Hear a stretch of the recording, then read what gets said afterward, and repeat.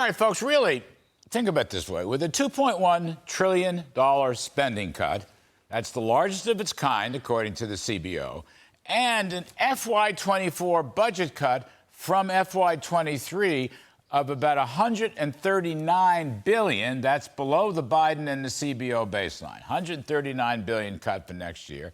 And then a tough, across-the-board 1% spending cut sequester if appropriators don't maintain the agreed-upon 1% cap on spending, plus a number of pro-growth policy reforms. Well, I would say Republicans and conservatives should support the Fiscal Responsibility Act negotiated by Speaker Kevin McCarthy and President Joe Biden. I mean, in divided government, compromises are necessary. The debt deal is not as good as the original Limit, Save, Grow bill, but I think Speaker McCarthy probably got about 70% of what he wanted, which is awfully good. Actually, it's a resounding victory for the Republican House because it completely spun around Joe Biden. Remember, Biden wanted a clean debt bill with no budget reforms. He argued that for almost 100 days.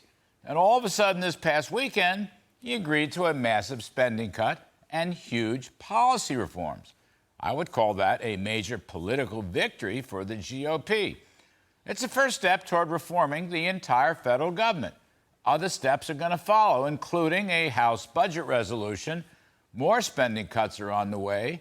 More pro-growth policies are on the way. All you need is a Republican Senate and a Republican in the White House. It's easy. I think that's coming. Remember, Rome wasn't built in a day. That, according to British writer John Haywood, who wrote that in 1538. I knew him well. That was a joke. Mr. Haywood wrote that the Romans were, and I'll quote, laying bricks every hour, end quote. So I would say to some of my very good conservative friends, I understand your trepidation about the debt deal. I always respect your point of view. I usually share your legislative instincts. But on this one, I think we have a chance to restore conservative governance and a prosperous economic agenda, brick by brick, day by day, hour by hour.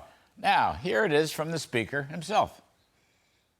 I'm not sure what in the bill people are concerned about. It is the largest savings of $2.1 trillion we've ever had.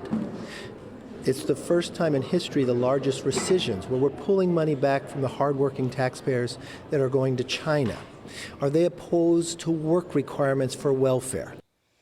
All right. Now, besides the spending cuts and the sequestration with no regular budget order, the work requirements and the NEPA permitting reforms are very important pro-growth measures to promote work and reopen the fossil fuel spigots. Also, the $1.9 billion IRS enforcement money was taken out of this coming fiscal year budget, just taken out. Student loan payments will be restarted to the tune of $5 billion a month, and Joe Biden's massive regulatory assault on energy and business will be stopped with a pay-go provision that says any executive branch regulatory costs must be offset by regulatory cost reduction.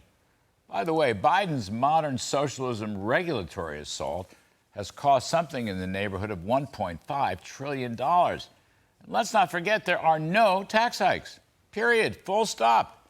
So I think this is a political win for Republicans and conservatives. It's a fiscal win. It's a free market capitalism win. Don't let the perfect be the enemy of the good. Save America. Pass the bill. And that's my take.